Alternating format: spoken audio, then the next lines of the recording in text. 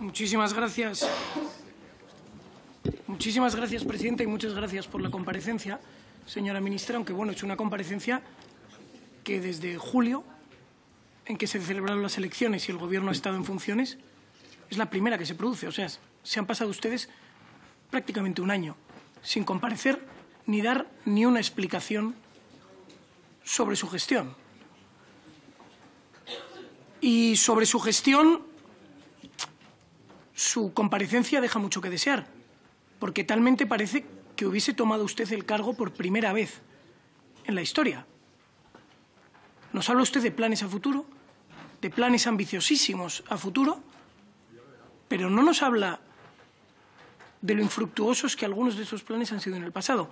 De hecho, es llamativo porque empieza usted su intervención, señora ministra, con una cuestión interesante. Habla usted de las preocupaciones de los españoles. Sí, señora ministra, las preocupaciones de los españoles. Tome nota. Una de las principales preocupaciones de los españoles es precisamente la separación de poderes, o la ausencia de separación de poderes en este Gobierno, y a la cual usted colabora con un carácter absolutamente protagonista, señalando usted a jueces con nombres y apellidos, acusándoles de prevaricar. Señala usted a empresarios también con nombres y apellidos, por un lado amenazándoles y por otro lado acusándoles de forma directa de ser, pues, prácticamente los culpables del cambio climático. Tanto que los señores del PNV han tenido que salir a regañarle. En definitiva, señora ministra, nos encontramos con una intervención en la cual expone sus planes para el Ministerio. Pareciera usted que nunca jamás había tocado el poder, y unos planes que además se pueden agrupar en dos partes. Por un lado, eslóganes vacíos de contenido, y por otro lado, eslóganes que son objetivamente falsos. Entonces, habla usted de la despoblación. Señora ministra, la principal culpable de la despoblación es usted. Bueno, vaya por Dios, no. Es que les está usted quitando las posibilidades de vivir y trabajar a los españoles que viven en esa España que usted llama despoblada. Sin ir más lejos, la medida que adoptó usted, de acuerdo con el Partido Popular en Andalucía, que fue para la zona de Doñana indemnizar con 100.000 euros por hectárea a aquellos agricultores que cesasen la actividad. Están ustedes expulsando del mercado a nuestros agricultores.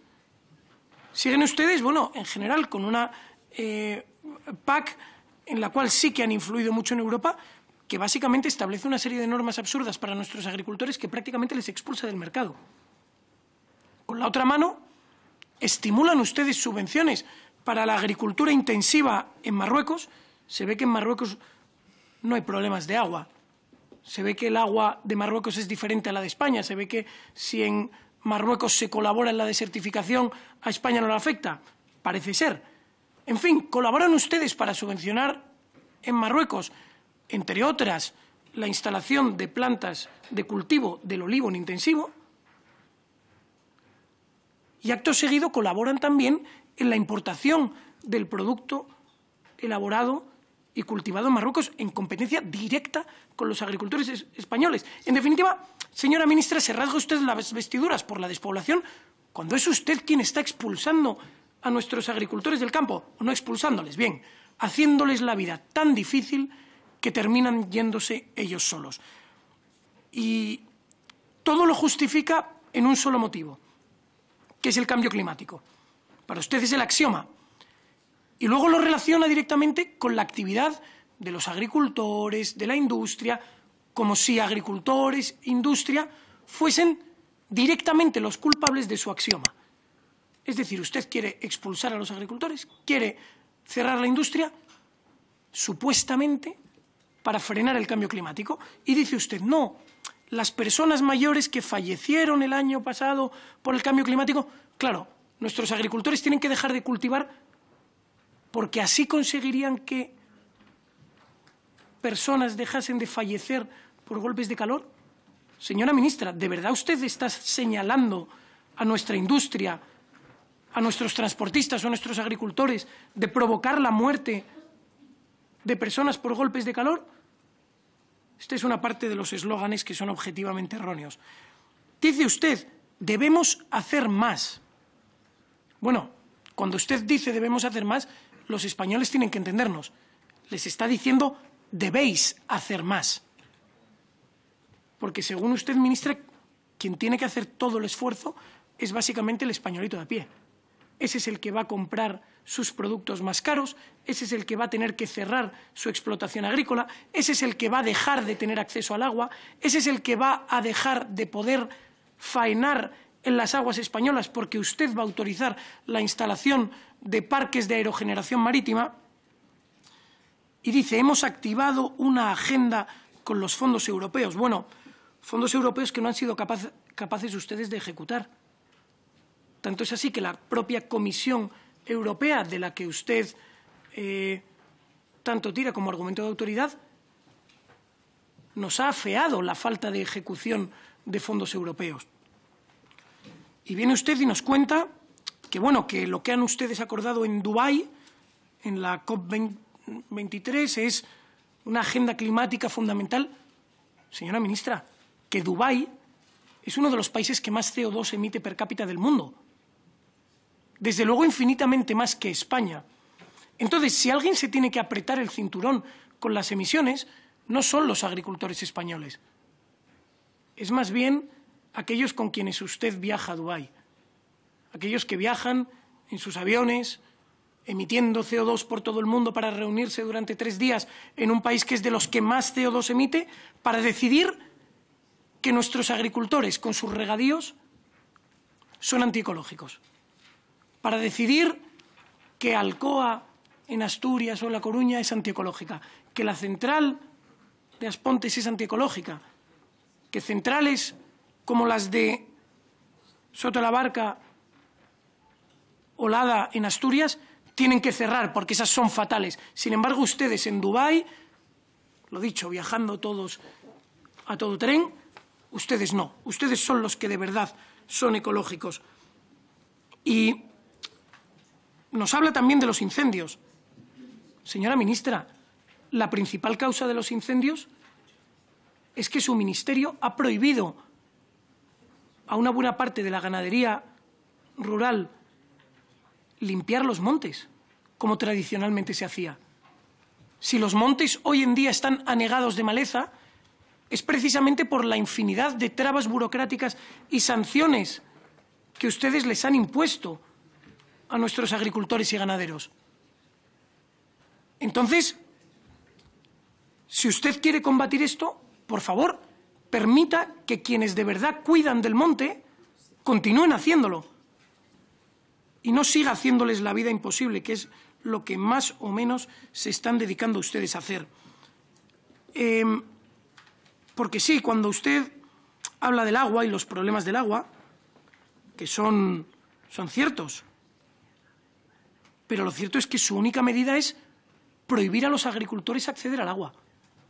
Tanto es así que en el Real Decreto Ley 823, que se convalidó por los pelos, por cierto, la semana pasada, hay una previsión explícita según la cual usted no, su ministerio, puede prohibir a los agricultores acceder al agua. Es más, hay una previsión para estimular que agricultores que están hoy en regadío salgan del regadío. Es decir, está usted estimulando el cese de actividad.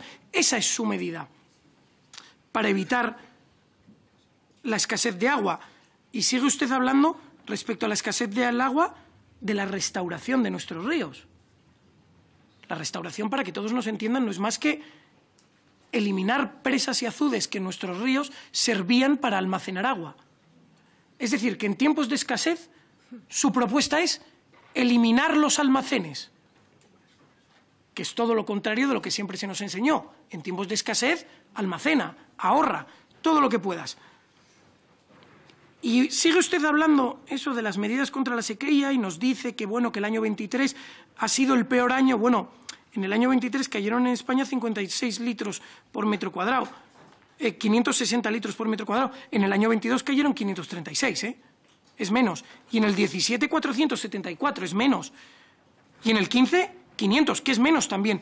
Y en 2005 también menos. Y en 1980 también menos. Y en todos estos años, ante la escasez, lo que se hacía era almacenar. Entonces, señora ministra, es que todo apunta a que usted lo que está haciendo en realidad es boicotear a nuestros agricultores y ganaderos. Habla usted del país de 30 minutos y lo relaciona con la España despoblada. Bueno, la práctica, lo que hace el Partido Socialista. Sí, ya termino. Lo que hace el Partido Socialista en Asturias, que es donde más familiarizado estoy con la cuestión, ustedes han cerrado 2 escuelas rurales anecdóticas, pero 2 escuelas rurales expulsando a la población que había en esas zonas, en Pelógono y en Casomera. Y la de Bello no la cerraron ustedes porque Vox organizó básicamente una manifestación allí para evitar que se hiciera. Habla usted de los plásticos en los mares. Señora ministra, el 70% de los plásticos en los mares proviene de 10 ríos del mundo, 10 ríos que están situados en la India y en China. En España no tenemos un problema con los plásticos que vayan al mar. Es más, la mayor parte de los plásticos que se producen en España ya se reciclan. No tiene que venir usted a darnos lecciones. Usted lo que sí tendría que hacer es cumplir con su función. Que cuando el 8 de diciembre el gobierno portugués le llamó para advertirle de un vertido de peles de plástico que sí pueden terminar convirtiéndose en microplásticos en el mar, usted no hizo nada. Y por eso, señora ministra, lo que creemos es que usted debe hacer más de lo que su ministerio compete y hacer menos de los eslóganes vacíos o falsos que usted lanza. Y por último, ya la cuestión de la energía eléctrica, que es absolutamente surrealista. Usted propone cerrar las centrales nucleares, lo cual va a incrementar la necesidad de generación energética, y ya termino, de generación energética en España, y no propone ni un solo incremento de infraestructuras para el almacenamiento de agua de bombeo. Podría hacerlo, pero no lo hace. Muchísimas gracias. Muchas gracias, señoría. Muchísimas gracias, señora presidenta. Señora ministra, bueno, han pasado una cuestión muy concreta de las que usted ha mencionado, que ha pasado muy por encima y que realmente parece que ha pasado desapercibida. Cuando habla usted de la creación de una nueva Comisión Nacional de la Energía, es importante que todos entendamos que el actual organismo regulador tiene unos altos cargos que tienen un mandato por un periodo de tiempo, es decir, no pueden ser removidos por ningún gobierno, de tal forma que, una vez nombrados, pueden mantener su independencia o su dependencia en una dirección u otra, sin capacidad para ser modificados ni retirados de ese puesto por el gobierno. Pero claro, con la creación de una nueva Comisión Nacional de la Energía, todos los cargos y los miembros de esa nueva Comisión de la Energía serían nombrados ex novo, precisamente por este gobierno. Y nos encontramos, señora ministra, con el pánico que nos produce ver cómo su gobierno se dedica a colonizar todas y cada una de las instituciones del Estado. Y realmente nos produce pavor pensar en que creen ustedes un nuevo organismo regulador de la energía en España y que, como han hecho con tantos otros, lo colonicen con adeptos a su gobierno. Habla usted, además, de la energía eléctrica. Ha hablado en una intervención que ha ocupado menos tiempo, quizás, del que nos pediría su cargo y, sobre todo, el nombre del Ministerio y, sobre todo, la importancia para los españoles. La energía eléctrica es uno de los elementos esenciales para todos los españoles y la política que usted ha adoptado ha fracasado en conseguir un suministro estable de energía y a un precio constante y previsible. De hecho, los vaivenes en el precio de la energía han sido críticos para nuestra industria. Tanto es así que una proporción muy importante de nuestra industria no ha desaparecido de España, no solo por el coste de la energía, sino por la impredecibilidad en el precio de la energía. Y ninguna de sus políticas ha ayudado en esto y tampoco las cuestiones que ha señalado parece que vayan a ayudar en ello. Porque cuando nos habla del suministro eléctrico, la inversión en las infraestructuras de suministro eléctrico, señora ministra, para su gobierno es cero patatero. es que ustedes no están dispuestos a garantizar la seguridad del sistema de suministro energético. Cuando hablan ustedes de la energía hidráulica como almacenamiento, su inversión para construir infraestructura hidráulica de almacenamiento, para ampliar los embalses existentes o para interconectar embalses existentes en la cuenca del Duero, en la cuenca del Tajo o incluso en la cuenca del Ebro, que es factible, su inversión en estas infraestructuras es cero. Por lo tanto, cuando ustedes dicen que quieren que la energía hidráulica sirva como almacenamiento, es un brindis al sol, porque no están luego invirtiendo en ello. De hecho, en la legislatura pasada, Vox presentó 3 iniciativas al respecto, en noviembre de 2022 y en enero y febrero de 2023, y ustedes votaron en contra. Y por el contrario, ¿qué hacen? Promueven las desaladoras, que dependen tristemente del precio de la energía eléctrica, que ustedes precisamente están saboteando con su boicot a las nucleares y con su boicot a toda la energía de respaldo que puede asegurar el suministro en España.